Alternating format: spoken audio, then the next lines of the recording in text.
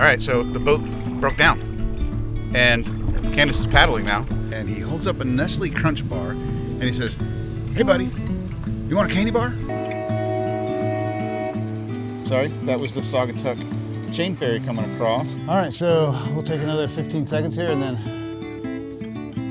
head up some more. We'll head up another flight. Bring my heart rate down a little bit. Yeah, pick this up at the Michigan Grand Design Rally, and it's just gonna mount right to the ladder in the back. We did make it through the week. We didn't have to load any more water. We didn't have to use the honey wagon, nothing. I think I did an oopsie, and I forgot to put away the start of a mixed drink, so we had it in the shaker. Yeah, you're gonna break more than an arm if you fall off of that slide, so I think we're gonna try them out. All right, a quick update on our Starlink system, because it's one of the biggest questions that we get anytime anybody sees that we have the Starlink dish, you know, sitting out or up on top of the roof.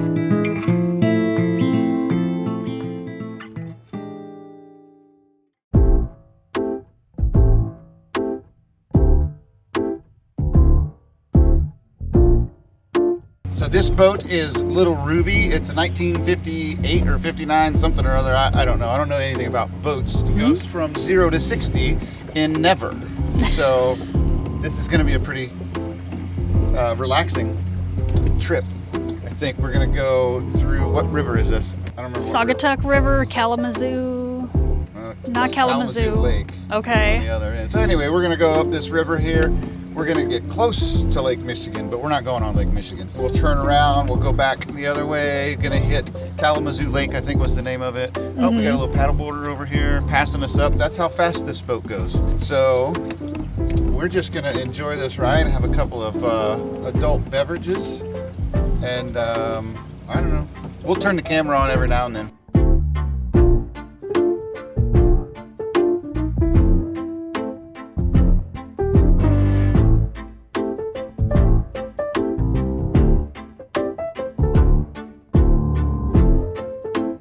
So like I said yesterday at the windmill place, this was the recommendation we got from one of the tour guides. Yes.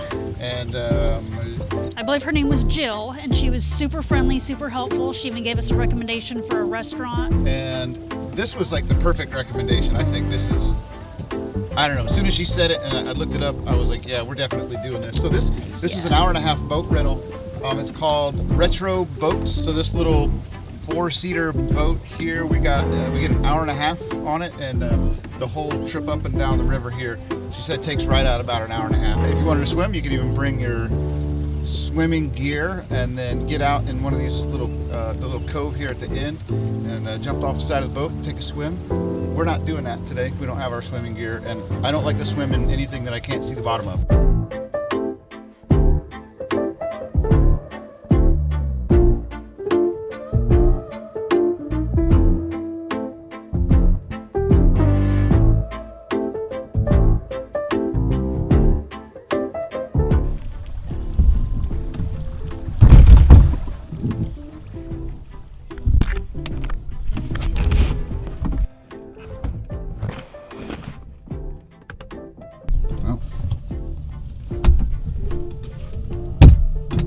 Find the paddle. Hi, this is Lydia with Retro Boat Saugatuck. How can I help you? Hi, I'm out here on Red Ruby. Yes. And something went clunk, and we have a E36 code error on the boat. Okay, give me 1 second. I'm gonna put you on hold for like 2 seconds. Okay. All right, so the boat broke down, and Candace is paddling now. Hi, thank you so much for holding. Okay, sounds good. Appreciate it. Yeah. All right, bye. All right, let me get this thing under control here. Okay, so I was getting that really cool shot going underneath those trees and stuff. Apparently that was too close to something. The motor went bump, bump, and then it shut off. But luckily they were able to get us back going again. I probably should have tried that. Everybody knows you hit the ONOFF button a couple of times and you're usually good. So anyway, we're back on the water doing a cool 3.1 knots, and now we're gonna enjoy, hopefully. Well, you say we try that one again, huh? Yes, without the oops. Candace had to do some paddling there. That was kind of funny. Oh, I didn't think I was gonna have to work today.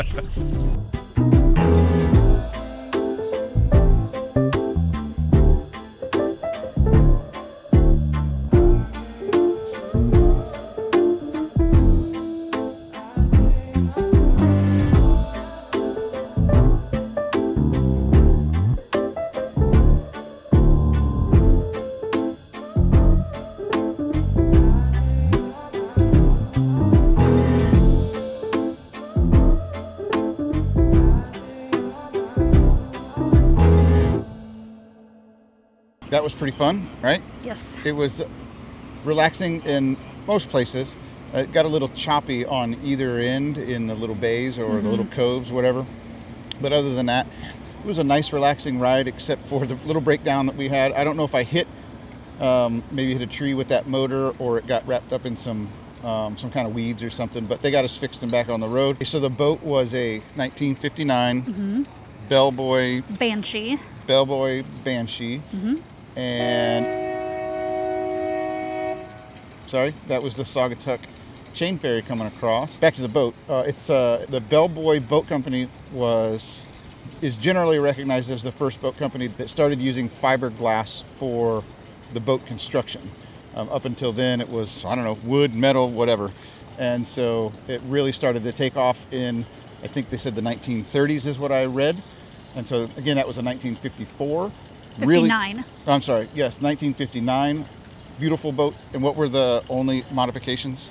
So they had reupholstered all of the seating and replaced the motor with an electric motor, but they put the original motor housing on top of the electric motor. So everything on there was original. And it was super quiet, so that kind of added to just the peacefulness of most of that ride. I would consider doing this again if we came back and maybe doing a different boat. They have several different boats there. They are the Retro Boat Company. They also have a bar and a restaurant, and you can actually get drinks to take out on the water with you, alcoholic and non-alcoholic both. You can bring your own food and your own non-alcoholic drinks, but you're not allowed to bring your own alcoholic drinks. But they have a really big selection. They even had champagne. You cannot bring a cooler, but they will provide you with a cooler. And they even provided us with a Bluetooth speaker out there, which was kind of nice, I guess. Yeah. So, and then here we go. There's another one coming in here. I'll show you. Yeah, this one's very cute as well. She's kind of a turquoise color. Yep, she's actually got a cabin in there, so you can, get down below if you wanted to. Kind of neat. So anyway, the Retro Boat Company here in Saugatuck, Michigan. If you want to check them out, if you're here, I would recommend it highly. This is a really beautiful area here. So tell me what you think this is all about. We were walking along the boardwalk earlier. It's basically right on the edge of the parking lot. Parking lot's on one side of the sidewalk, and then the beach is right on the other side of the sidewalk. Lots of cars parked right there, and all of a sudden I hear somebody yell, "Hey, bub!"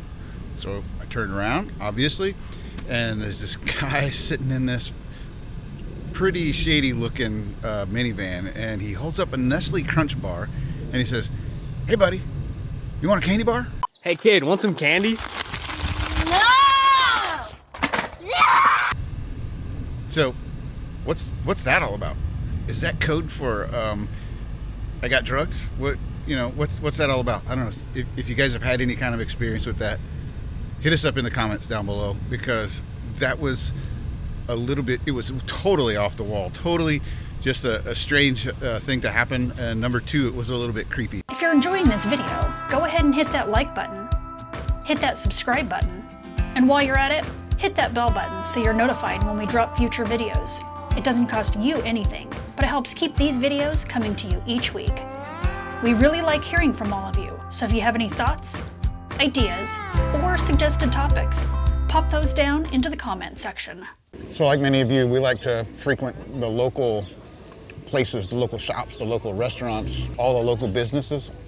And we found this place right across from the chain ferry. The one that's not in the camper, they sell grilled cheese sandwiches, kind of like special grilled cheese sandwiches. And the one in the little trailer there, they sell different types of waffles. I got the chicken and waffles this morning. So we're gonna finish this up. We're gonna finish kind of our brunch here, and then we're gonna head over to the chain ferry, climb a 200-foot mountain, and then go hit a beach that's supposed to be one of the top beaches in the world.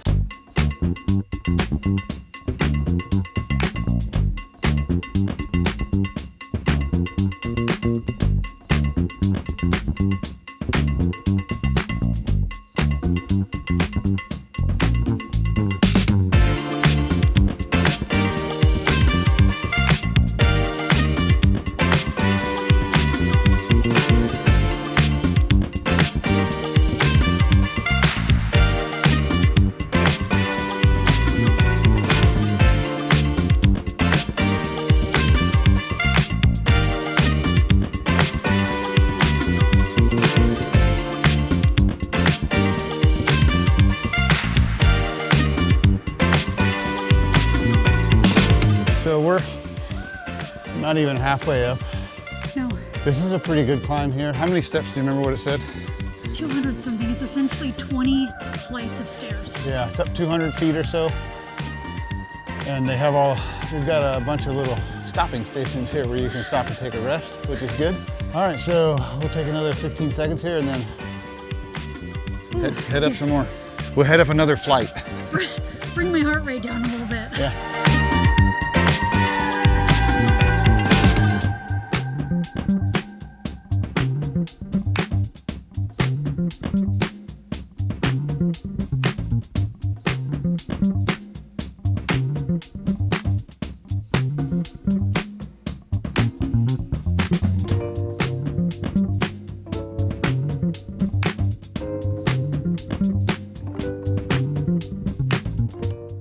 So part of today's shenanigans are going to be getting this flagpole buddy installed. I got picked this up at the Michigan Grand Design Rally, and it's just going to mount right to the ladder in the back. I had it mounted to the ladder in the back before using a little bit of a cheaper solution. It was just a PVC pipe, and I painted it black and I secured it up there. But the problem with that one was I didn't have an actual mounting system like this one's going to use that kind of gets it away from the ladder. So it was like when you got to the top of the ladder, like right to the top of the ladder, where you're trying to step up onto the roof, you had this giant dish in your way. So it made it kind of difficult and honestly a little bit dangerous. So I'm hoping that this one's gonna push it out, you know, a little bit from the ladder, 3 or 4 inches more. So anyway, we're gonna get this installed. I think we'll have a good signal here. I've already got a pretty good connection here, but the rig is in the way. It's pointed right at the rig. So anyway, we get this put on, test it out, and see how it works. All right, let's do it.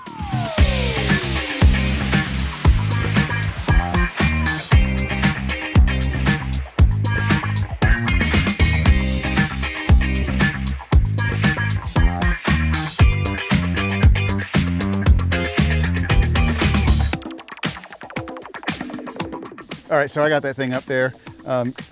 I'm sure many of you have experience with this situation where something's supposed to be just a really easy installation, and it turns out it's really not so easy. Now that it's up there, it looks just fine. I have to figure out what I want to do with this cable, if I want to somehow, you know, permanently route this thing or just do it every time we pull in. You know, for now, I'm just going to do it every time we pull in. I'll just pull that whole cable down.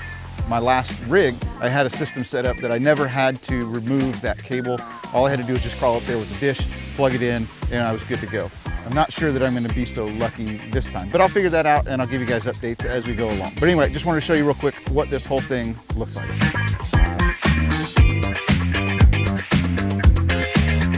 We're wrapping it up here in Holland at the Holland State Park. You can guess what I'm doing here at the dump station.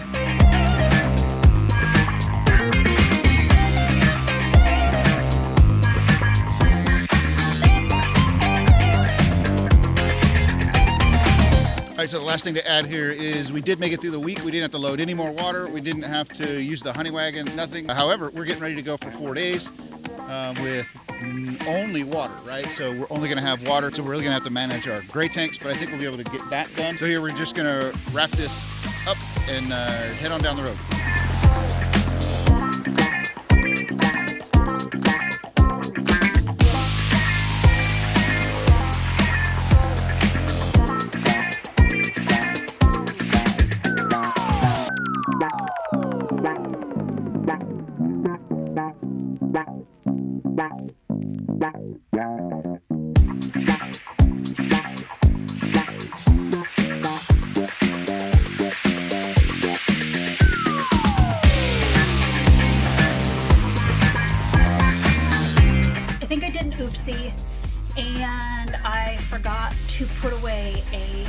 the start of a mixed drink, so we had it in the shaker in the fridge. And I got in here and I was seeing this like brownish liquid all over the floor. It looked kind of creamy, so I wiped it up and I smelled it. It's Bailey's and something else. So I'm afraid to look in the refrigerator and see because it's all over the floor. Alright, so that's not too bad. I mean, the drawer's a mess, or the bin is a mess. And I do have Bailey's here, so I think I'm gonna have to clean out the freezer, maybe take the drawer out, get underneath. But it's not as bad as I thought. Tonight's overnight is at a Harvest Host. The name of this joint is Plainview, Plane, and they call it that because it's right next to an airport basically, and when the planes come in to land, they pretty much buzz these treetops right in the background. I mean, they're really low. We saw one of them come in already.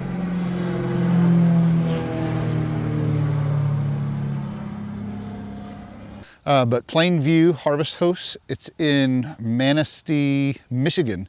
So we're only staying here one night, but as you can see, there's lots of room out here. And they pretty much let you park anywhere out here that you want. You just got to pick your spot. They've got a little water manifold up by their barn. And so we just pulled in there, filled up about 20 gallons and then parked. And then this spot, you can get this one for, I think their site says 24 hours. So we pulled in at about 4 o'clock this evening. So we've got till 4 o'clock tomorrow afternoon to get out of here. And I think we're going to use all that time because our drive tomorrow is only half an hour. So I think we'll use that time in the morning, go out and see Manistee for a little bit in the morning, go out and have breakfast. So anyway, we're going to call it a night. I think we're just going to have a little bit of dinner. May sit outside for a little bit, or we may just veg out in front of the TV. Don't know yet. All right, we'll see you guys later.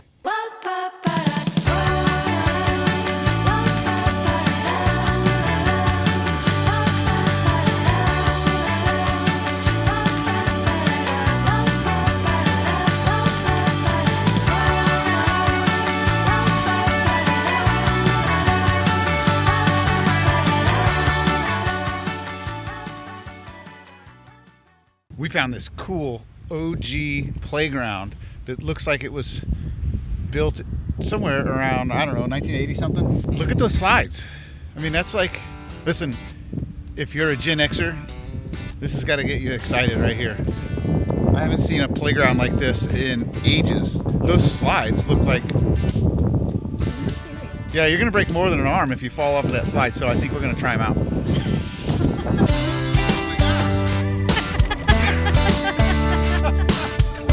That was awesome. All right, it's your turn. You gotta go try it. All right, so it's gotta be 40 years since I've done a slide like that. We talk about fast. Holy cow.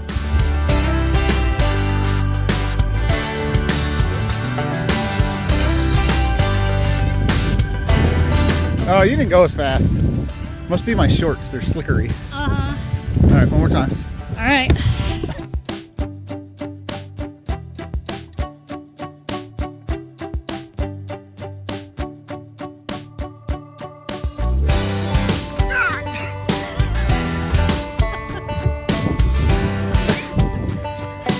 Better shorts on to get that speed up. All right, that's it.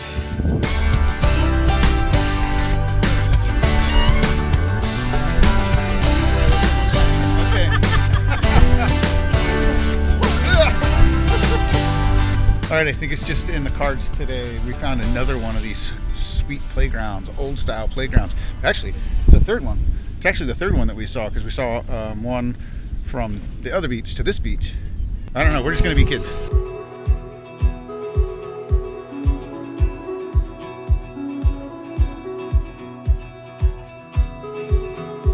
No, I don't know who can do that. Not this guy.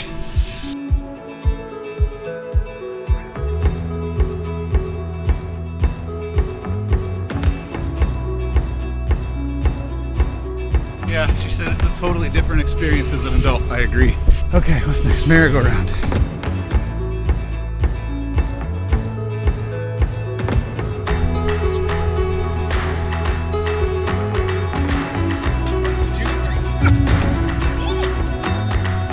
Oh, no.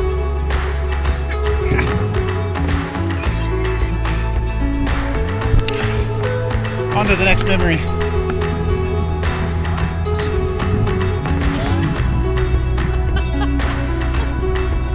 This is way easier than I remember it.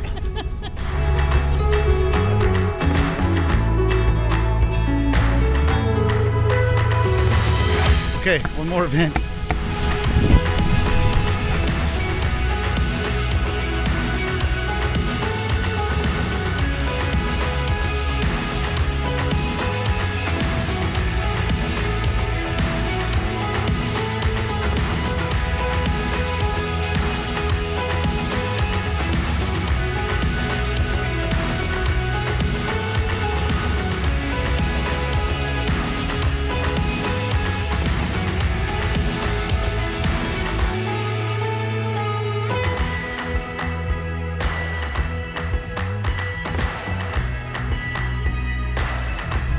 And on that note, I think we're gonna go back to being adults. Yeah, right after I take some Motrin.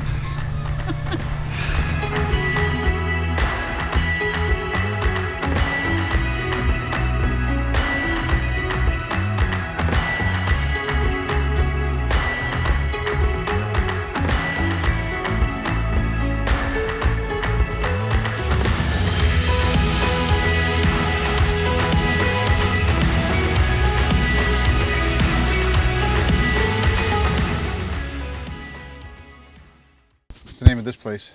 DA Designs for You, and it's a Boondockers welcome. He does Boondockers welcome during the week, and then he actually rents these sites on the weekends for Airbnb and hip camp. All right, so I'm just going to give you a little bit of a tour of where we're parked, and then I'm also going to show you how we had to get in here. So it was a little tight. The last 2 days, or the last two spots we've been in, so the one we just left this morning and this one were, I wouldn't say iffy, but they were a little bit more difficult to get in than normal. But this place is literally, it's more out in the woods than the last place, and it's quieter than the last place. So there's just nothing out here. I did hear a rooster a couple of times, so that's about the only noise that I've heard. But I want to show you how tight this was getting in here. So this is the entrance here, and it doesn't look so bad kind of at first glance, but here's the problem is about halfway across they had a big gully washer of a rainstorm come through here, and so you can see that's all rutted out right there. And so we came in from that direction, and we definitely would have scraped our landing gear, our aft landing gear on that.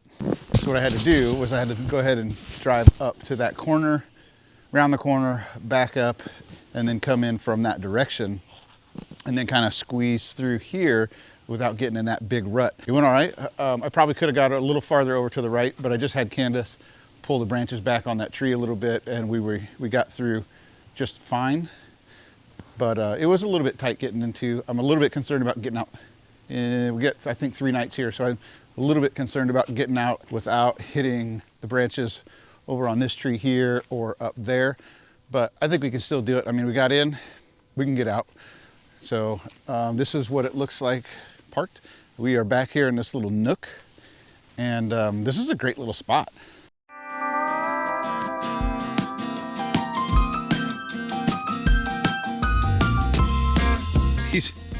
He has always got to be in somebody's lap. What do you have to say for yourself? That's what I thought.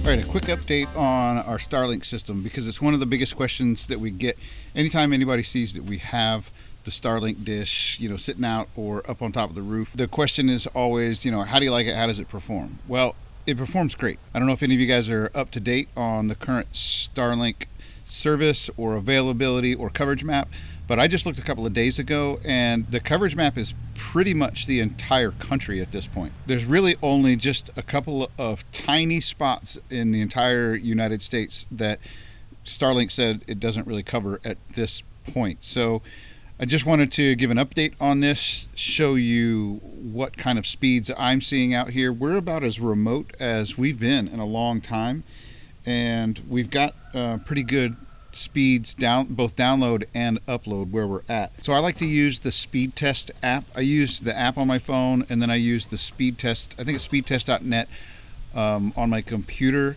I could use the Starlink app on here, but maybe a little bit conspiracy theory, but I don't know that I trust them telling me what their speed is. So the speed test is unbiased, so that's the one that I use. And I ran a test when we first got here, right when I set it up, and it was about 40 down. I don't remember what it was up, but I've given it a little bit of time here to kind of figure out where it is, and let's see what it looks like now. So we've got a ping of about 44 milliseconds, which is pretty good. Now it looks like it's going to hit somewhere in the 50s on the download speed, which is way more than we really need. The most downloading we do is streaming Netflix or Amazon Prime or something like that. So that's plenty fast for us.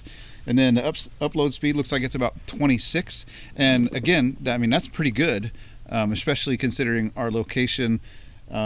So we do have these videos that we need to upload. So if I needed to upload, let's say, a 4 gigabyte video to YouTube right now, it would probably take, I don't know, an hour and a half or so. These speeds are not super consistent, but I would say probably it would take about an hour and a half to upload a 4 gigabyte video to YouTube right now. And that's really important for us, obviously. So we've got to have reliable internet access. And this Starlink so far has not disappointed us at all. To watch HD TV, to stream HD TV through Netflix or something like that, the most you need is about 5 down. Now, if you got kids that are playing games and doing other stuff, that's a little bit different. But if it's just one TV streaming an HD quality video, then you really only need about 5 down. So this is way more than we really ever need, with the exception of when we upload videos. So anyway, that's one of the biggest questions we get out here, is how we like the Starlink. The only issue that I have with it is I haven't figured out how to kind of semi-permanently route the cable so that I'm not having to climb up and down that ladder every time we pull in and pull out of a new location. But as soon as I get that figured out, we'll get it permanently mounted, and you guys will be the first ones to see it.